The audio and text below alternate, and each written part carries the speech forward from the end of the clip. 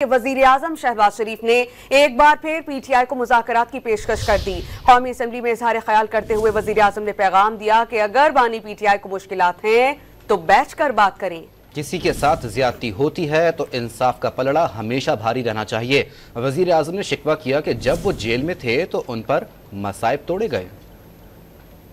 इनके बानी को अगर वहाँ पर कोई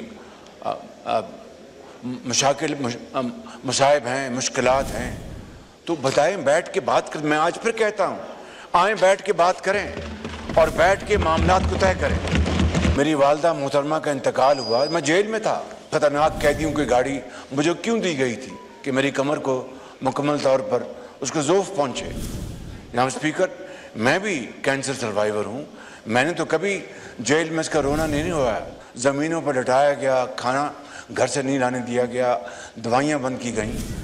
मैं कहता हूँ कि मैं किसी सूरत भी नहीं चाहता।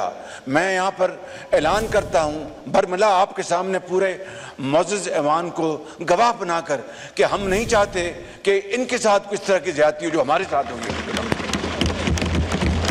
अगर किसी के साथ कुछ ज़्यादती होती है तो यकीनन इंसाफ का पलड़ा हर वक्त भारी रहना चाहिए, इसमें कोई दो राय नहीं।